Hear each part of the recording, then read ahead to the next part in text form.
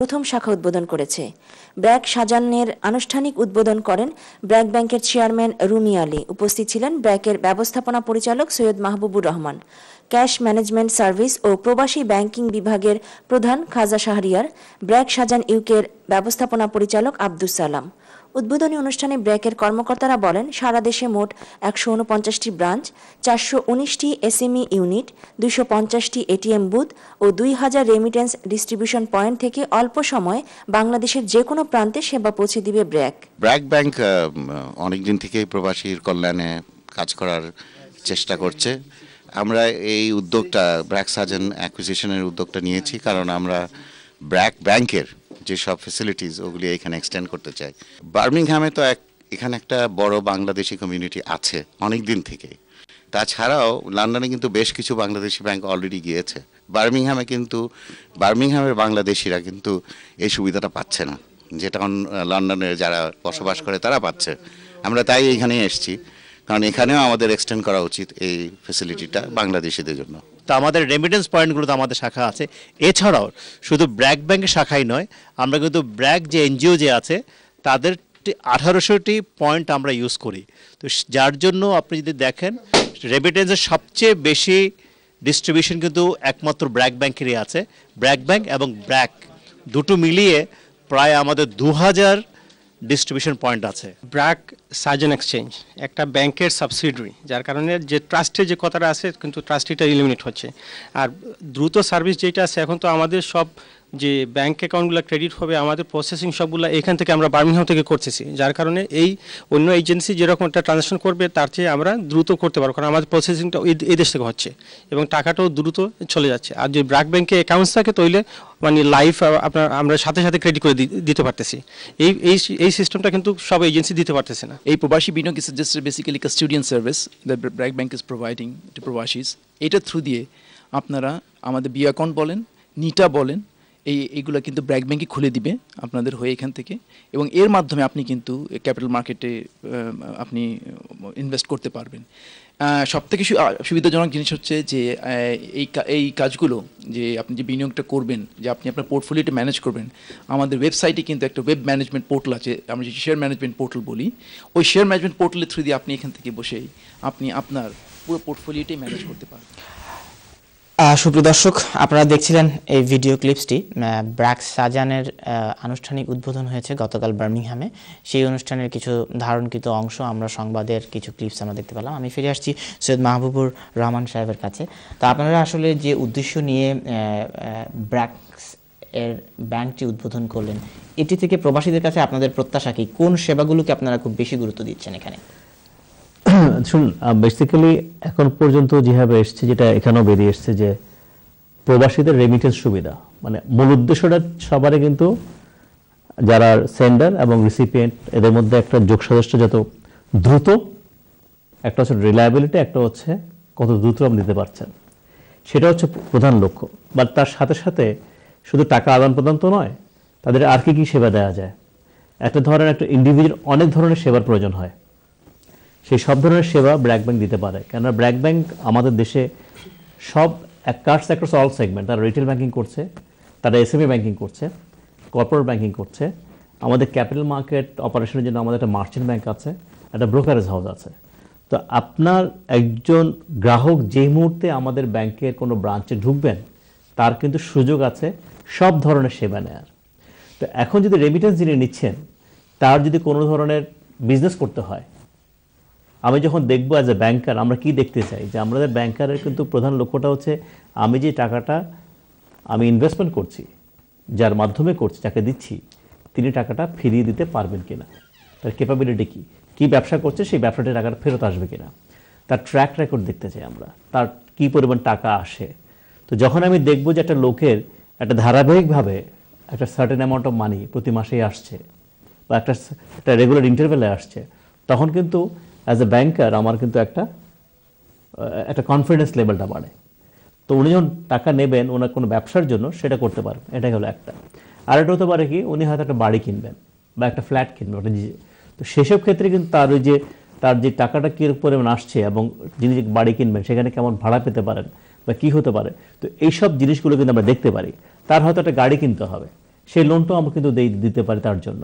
So বিভিন্নভাবে কিন্তু আমরা ব্র্যাক ব্যাংক থেকে আমরা একজন গ্রাহককে অনেক ধরনের সেবা দিতে পারি, ডিপেন্ড করছে তার প্রয়োজনটা কি।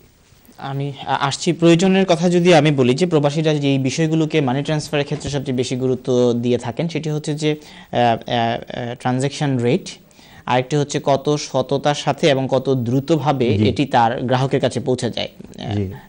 তো আপনাদের এই রেটটি আপনারা কিভাবে এনশিওর করেন যে অন্যান্য মার্কেটের চেয়ে বা বাজারে যে মার্কেটের রেটটি থাকে এটি আপনারা কিভাবে মেনটেন করছেন বা কতটুকু দিচ্ছেন? আর ট্রাস্টের ব্যাপারে কতটুকু রিমোট এরিয়াতে আপনারা আসলে অ্যাক্সেস করতে পারছেন, যে কারণে রেটের কারণে অনেক প্রবাসী হুন্ডির আশ্রয় নেয়? এই বিষয়টি যদি একটু ব্যাখ্যা করেন প্লিজ। প্রথমত রেটের ব্যাপারে কিন্তু আমরা যেটা করি, আমরা সবসময় প্রতিদিন আমরা দেখি আমাদের মার্কেটে কোন রেটটা যাচ্ছে। সো আমাদের কিন্তু এটা কিন্তু একটা মনিটরিং মেকানিজম আছে যে আজকে আমার দেশের কোন ব্যাংকটি কী দিচ্ছে, কোন এক্সচেঞ্জ হাউস কী দিচ্ছে। তো এটা দেখে কিন্তু সাথে সাথে কিন্তু আমাদের রেটটা কিন্তু আমরা ওইভাবে নির্ধারণ করি। কিন্তু একটা কথা ব্যাপারটা হচ্ছে কি, আমরা কখনোই চাই না যে আমাদের গ্রাহক, সেই যিনি সেন্ডারই হন বা রেসিপিয়েন্টই হোক, কেউ যেন এর মাধ্যমে যেন কোনো যেন ক্ষতিগ্রস্ত হন। আমাদের সবসময় লক্ষ্য থাকে যেন ওরা যেন লাভবান হন, কেন আদারওয়াইজ তো উনি ব্যাংকের মাধ্যমে পাঠাবেন না, ফর্মাল চ্যানেলে পাঠাবেন না, তিনি হুন্ডির মাধ্যমে টাকা পাঠাবেন। এটা শুধু আমাদের ব্যাংকের না, এটা আমার মনে হয় আমাদের দেশের বাংলাদেশ ব্যাংক অনেক ধরনের স্টেপস নিয়েছেন যাতে করে ইনফর্মাল চ্যানেল থেকে ফর্মাল চ্যানেল টাকা আসে, এবং তার কিন্তু লাভ আমরা দেখেছি। মানে যেখান থেকে $2-3 বিলিয়ন আসতো, আসছে কিন্তু সেটা 10 বিলিয়ন ক্রস করে গেছে। এটা কারণ একটাই, গ্রাহকরা বোথ সেন্ডার্স এন্ড এবং রিসিভিং এন্ডে কিন্তু তারা এর একটা সুবিধা দেখেছেন, তারা ভালো রেট পেয়েছেন, তারা রিলায়েবল হয়েছে এবং এর সাথে সাথে স্পিডটাও পেয়েছেন, যার জন্য এখন কিন্তু ফরমাল চ্যানেল প্রচুর টাকা আসছে। এটা গেল একটা। আরেকটা আপনি বলছিলেন যে কি যেন বলছেন একটা কথা, ট্রাস্ট। আপনাদের নতুন একটি আমাদের ট্রাস্টের ব্যাপারটা হচ্ছে যে আমরা হচ্ছে একটা ব্যাংক যখন আসে তখন কিন্তু অটোমেটিক্যালি একটা ট্রাস্টের ব্যাপার চলে আসে। কেন যখন ব্যাংক আসে, সে একটা ব্যাংক কিন্তু তার গভর্নিং বডিকে বাংলাদেশ ব্যাংক, আমি কি করছি না করছি আমার প্রতিদিনকার কার্যকলাপ কিন্তু বাংলাদেশ ব্যাংক কিন্তু পর্যবেক্ষণ করছে। তাদের কিন্তু বাংলাদেশ ব্যাংক কিন্তু একটা রেগুলার ইন্টারভেলে কিন্তু বিভিন্ন ব্যাংকে কিন্তু ওরা দেখে ট্রানজ্যাকশন কি হচ্ছে, এটার সোর্সটা কি, এটার কারা পাচ্ছে।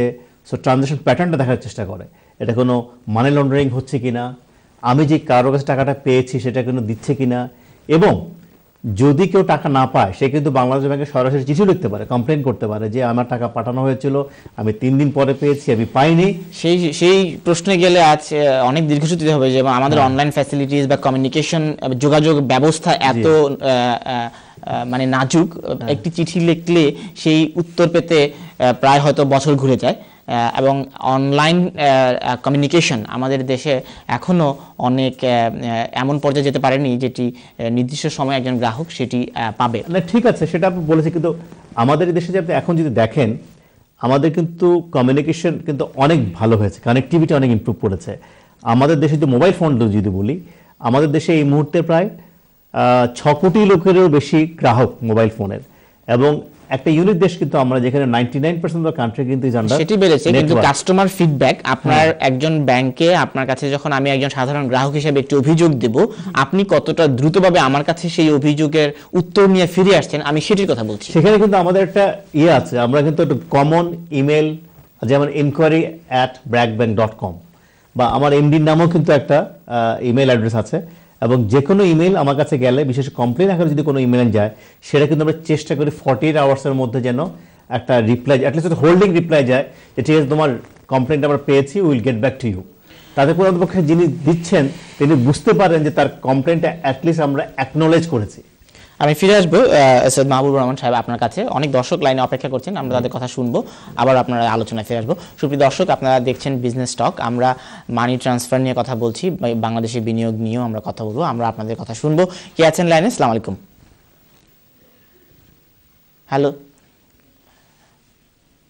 হ্যালো দর্শক, কে বলছেন? আপনার প্রশ্ন?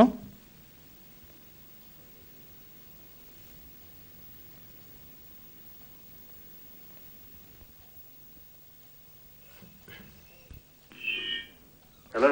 জি, আমরা শুনতে পাচ্ছি, আপনার কথা শুনতে পাচ্ছি, আপনি বলুন। হ্যালো, আসসালামু আলাইকুম ভাই। ওয়ালাইকুম আসসালাম। আমি প্রশ্নটা বলো, আপনারা কি ব্রাঞ্চ খুলতেছেন নাকি বার্মিংহামে? ব্র্যাকের একটি ব্রাঞ্চ ওপেন হয়েছে অলরেডি, গতকাল সেটি উদ্বোধন হয়েছে। সে কারণেই কি ধরনের সেবা তারা দেবেন, ব্র্যাকের কর্মকর্তারা এখানে উপস্থিত আছেন। আপনার প্রশ্ন? আচ্ছা, আমার প্রশ্নটা হলো কি, ওরা যে খুলছিলেন বেতনাল গ্রিনে যমুনা মানি এক্সচেঞ্জের সাথে ব্রাকে পার্টনারশিপ করে, ওই পয়সাগুলো আমরা কার কাছে দাবি করতে পারবো? আমার কিছু পয়সা ওই ব্রাক দিয়ে পাঠাইছিলাম ওখানে, মায়ের গেছে আর কি, আমি পাই নাই পয়সাগুলা। তো আমি জানতে চাইছি যে ওদের ওই যমুনা মানি এক্সচেঞ্জের সাথে এখন ওরা বার্মিংহামে গিয়ে ওইটা বন্ধ করে ওখানে বার্মিংহামে করতেছেন নাকি? ধন্যবাদ আপনার প্রশ্নের জন্য। একজন কলার জানতে চেয়েছেন যমুনার সাথে আপনাদের একটি পার্টনারশিপ ছিল এবং সেটি এখনো আছে কিনা, বা যদি সেখানে কেউ যাদের অর্থ পাঠিয়েছেন এবং সেটি যায়নি, সে ব্যাপারে কি সলিউশন আছে? যমুনার সাথে কিন্তু আমাদের কিন্তু পার্টনারশিপ হয়েছিল। আজ ব্র্যাক সাজেন যেমন আমাদের অঙ্গ প্রতিষ্ঠান, এখানে কিন্তু আমাদের 75% ওনারশিপ আছে, কিন্তু যমুনার সাথে কিন্তু Jamuna was like any other exchange company. যেমন যদি ওয়েস্টার্ন ইউনিয়ন যদি বলেন, তার সাথে একটা উনি যেমন এক্সচেঞ্জ কোম্পানি, আমার সাথে এগ্রিমেন্ট হয়েছিল, তারা টাকা দেবে, তার আমাদের মাধ্যমে ডিস্ট্রিবিউশন হবে। সো ওখানে কিন্তু আমাদের কোনো রকম পার্টনারশিপ ছিল না। So it is a different thing. এখন আমি শুনিনি কখনো যমুনা বা আমাদের কাছ থেকে কোনো কমপ্লেন পাইনি, আজকে আমি শুনলাম। তো উনি যদি কমপ্লেন থাকে, উনি আমাদেরকে রিটেন কমপ্লেন পাঠালে আমরা হয়তো যমুনার সাথে টেক আপ করতে পারি, কিন্তু টাকাটা যমুনা কি করেছে বলতে পারবো না। কিন্তু আমাদের সাথে কিন্তু যমুনার সাথে কিন্তু কোনো রকম এইরকম রিলেশনশিপ যেটা ব্র্যাক সাজেনে হয়েছে ওরকম ছিল, একটা এক্সচেঞ্জ কোম্পানির এগ্রিমেন্ট ছিল। রাইট। সুপ্রিয় দর্শক, আপনি নিশ্চয়ই আপনার উত্তর পেয়েছেন। যদি আপনার কোনো সুনির্দিষ্ট অভিযোগ থেকে থাকে, আপনি ব্র্যাকের কাছে লিখে পাঠালে তারা এই বিষয়টি খতিয়ে দেখবেন। আশা করছি তারা এই বিষয়ে আপনার উত্তর নিয়ে আসতে পারবেন। আমরা কথা বলছিলাম সৈয়দ মাহবুবুর রহমান আপনার সাথে। আমি একটু খাজা শাহরিয়ার সাহেবের কাছে যাব, যে বাংলাদেশের যে বর্তমানের যে শেয়ার বাজারে, আপনি যেহেতু ক্যাশ ম্যানেজমেন্টই দেখছেন, আমি একটু শেয়ার বাজারে ফিরে যাব সেই কারণেই যে শেয়ার বাজারে যে অস্থিতিশীল পরিস্থিতি হয়েছে, আপনারা বিনিয়োগের কথাও বলেছেন বাংলাদেশে। তো এখান থেকে যারা প্রবাসীরা বিনিয়োগ করতে চায়, বিশেষ করে শেয়ার মার্কেটে বিনিয়োগ করতে চায়, তো বর্তমানে শেয়ার মার্কেটের যে একটি অস্থিতিশীল পরিস্থিতি তৈরি হয়েছে, এটি থেকে তাদের ট্রাস্ট বিল্ড আপ করবার জন্য আপনার কি সাজেশন? না, ব্যাংক হিসেবে আমরা ওনাদেরকে উৎসাহিত করব যে বিদেশের বাংলাদেশের ক্যাপিটাল মার্কেট ইনভেস্ট করার জন্য, বাট আমরা কিন্তু কোনো অ্যাডভাইজারি রোলে যাব না। বর্তমান শেয়ার মার্কেটে যদি আপনি একটু পর্যালোচনা করে দেখেন যে মাঝখানে যথেষ্ট অস্থিতিশীল ছিল, বাট এটা কিন্তু মোটামুটি একটা সুবিধাজনক পর্যায়ে কিন্তু আবার চলে আসছে। আশা করা যাচ্ছে যে ইনভেস্টার্স কনফিডেন্স আবার ফেরত আসবে with renewed activities from the share market. Government এখানে যে বিভিন্ন রকম স্টেপস নিচ্ছেন, আপনি ভালো করে জানেন, খুব শীঘ্রই বাংলাদেশ একটা ফান্ড আসছে, একটা প্রায় 5,000 কোটি টাকার ফান্ড আসছে কিন্তু ইনভেস্ট করার জন্য। তো যেসব পদক্ষেপ গভর্নমেন্ট নিয়েছেন, এইসব পদক্ষেপের মাধ্যমে শেয়ার বাজারে আবার স্থিতিশীল অবস্থা চলে আসবে। আর প্রবাসীরা যারা আছেন, আপনি ভালো করেই জানেন যে এই মুহূর্তে বিনিয়োগের যে রিটার্ন বা বিদেশে বিভিন্ন রকম ইনভেস্টমেন্ট প্রোডাক্ট খুব একটা কিন্তু ভালো নয়। সেই ক্ষেত্রে আমি বলবো যে আপনি যদি এখনও যদি কম্পেয়ার করেন, বাংলাদেশে কিন্তু রিটার্ন কিন্তু বেটার আছে, ঠিক আছে। সুতরাং সেইসব দিক থেকে কিন্তু মোটামুটিভাবে কিন্তু আমি আশা করব যে প্রবাসী যারা আছেন তারা কিন্তু এখনও বাংলাদেশ ক্যাপিটাল মার্কেটে যে ধরনের মানে অস্থিতিশীলের কথা বলছেন আপনি, এটাও খুব সহজে কাটিয়ে উঠতে পারবেন এবং ওনারা কিন্তু ওনাদের যে বিনিয়োগ সেটা যথেষ্টভাবে নিয়ে আসতে পারবেন। ক্যাপিটাল মার্কেট সম্পর্কে আপনি শুনুন। যেটা হচ্ছে কি, আমাদের দেশে ক্যাপিটাল মার্কেটে যে সমস্যাটা হয়েছিল সেটা হচ্ছে যে সাপ্লাই ছিল না, ডিমান্ডটা অনেক বেশি ছিল এবং লোকজন কিছু হুজুগও ছিল, যে স্পেকুলেশনটা বেশি ছিল, যার জন্য ধরেন আমি কিনছি, আমার দেখা থেকে আরেকজন কিনছে, ফান্ডামেন্টালস থেকে কিন্তু কাজ করেনি। আর আমাদের দেশের মার্কেটটা unlike many of the develop country market, ওটা মোর রিটেল ড্রিভেন ছিল। অন্যান্য দেশে হয় কি ইনস্টিটিউশনরা ইনভেস্টমেন্ট করে এবং তারা কিন্তু ইনভেস্টমেন্ট করে, ট্রেডিংটা করে না। কিন্তু আমাদের সবাই চলে গেছিল ট্রেডিংয়ের জন্য, আজকে কিনে কালকেই প্রফিট করতে পারবো, কিন্তু এভাবে তো বেশি দিন চলতে পারে না। আমাদের দেশে আপনি দেখবেন আর বলা একটা শেয়ারের স্ক্রিপ্টে প্রাইস আর্নিং রেশিও বলে কথা আছে, ওটা কিন্তু উঠতে উঠতে অনেক দূর উঠে গেছিল। তো এই উঠার পেছনে কলকাঠিগুলো যারা নাড়েন তারা ব্যাংকিং সেক্টরের সাথে জড়িত এমন অভিযোগ আছে।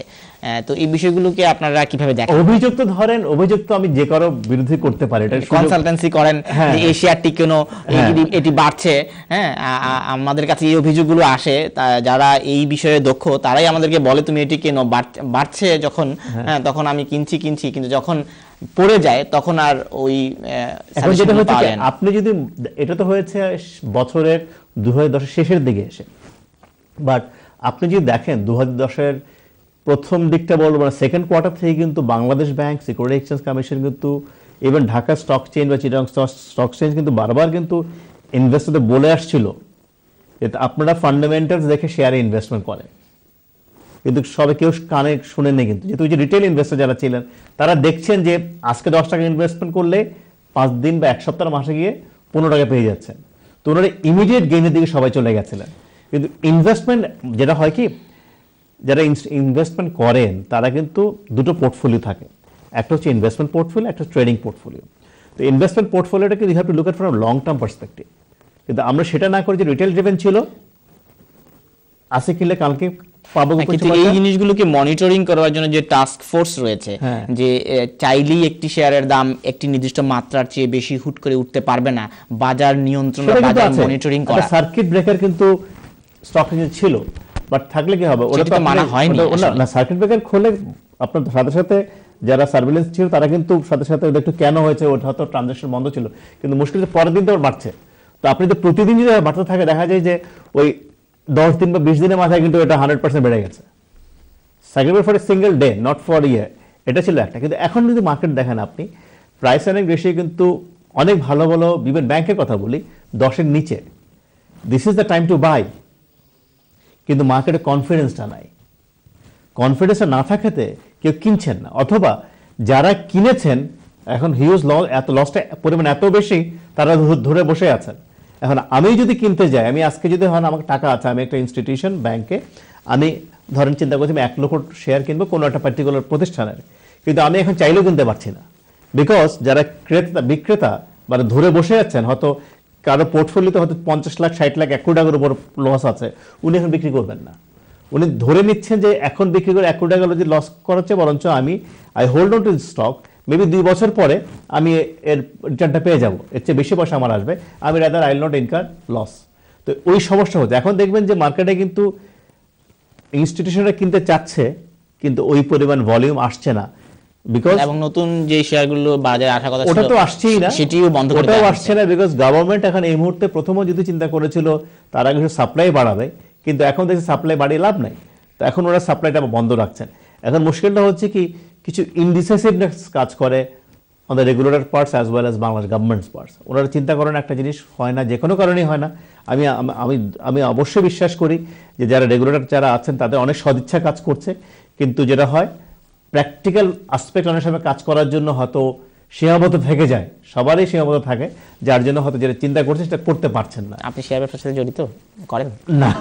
আমি করি না, কারণ আমি এই ব্যবসাটা খুব একটা বিশ্বাস করি না, স্পেকুলেশন আমি নাই ভাই। আমার কাছে মনে হয় যে আমার রেগুলার যে ইনফ্লুয়েন্স চাকরি যে বেতনটা পাই সেটা ঠিক মতো আসলে আমি হ্যাপি। আচ্ছা, আব্দুল সালাম সাহেব, আপনার যে ব্র্যাক সাজানের ব্রাঞ্চ করেছেন, এখান থেকে কি প্রবাসীরা বিও অ্যাকাউন্ট করে যেটি বলেছেন যে শেয়ার মার্কেটে বা ক্যাপিটাল মার্কেটে ইনভেস্ট করতে পারবে? আমাদের এখানে আপনার করতে পারবে গিয়ে, আপনার যদি অ্যাকাউন্টসগুলো আমাদেরকে মানে ফর্ম টর্মগুলো লিখে দেয়, তাহলে আমরা এগুলো ফোর্ড করে বাংলাদেশ থেকে অ্যাকাউন্ট করে করে সহযোগিতা করতে পারবো। এটা অবশ্য আমাদের এখান থেকে করতে, এবং ব্র্যাক ব্যাংকের অ্যাকাউন্টও করতে পারবো এখানে, মানে এই সুযোগটা আমরা রাখছি আর কি। আর যদি অ্যাকাউন্ট করে নেয় তাহলে সাথে সাথে ধরেন অ্যাকাউন্টটা আপনার ক্রেডিট হয়ে গেল। যেটা সাজেশন বলেছেন অলরেডি, কিন্তু ওটা কিন্তু করতে পারবে। আমার যে ওয়েব পোর্টালের কথা উনি যেটা বললেন, যে ওয়েব পোর্টাল আছে এবং একজন ইনভেস্টরের 4টা অ্যাকাউন্ট খুলতে হবে, একটা ফরেন কারেন্সি অ্যাকাউন্ট, একটা নন রেসিডেন্স টাকা অ্যাকাউন্ট, একটা বিও অ্যাকাউন্ট মানে বেনিফিশিয়ারি ওনার্স অ্যাকাউন্ট, একটা ট্রেডিং অ্যাকাউন্ট। 4টা অ্যাকাউন্ট উনি এখানে বসে খুলতে পারবে। খুলে ফেললে এরপর গোয়িং থ্রু দ্য ওয়েবসাইট উনি চিন্তা ঠিক করতে পারবেন উনি কি এখন ব্র্যাক ব্যাংকের শেয়ার কিনবেন নাকি অন্য কোনো ব্যাংকের শেয়ার কিনবেন। So he can instruct for both for buying as well as selling. ফিরে আসবো আপনাদের আলোচনায়। দর্শক, আপনারা দেখছেন বিজনেস টক অনুষ্ঠানটি। আমরা ছোট্ট একটি বিরতিতে যাব, আমাদের সাথেই থাকুন। বিরতির পর ফিরে এসে বাকি আলোচনায় আপনাদের সাথে যোগ দেব। ধন্যবাদ।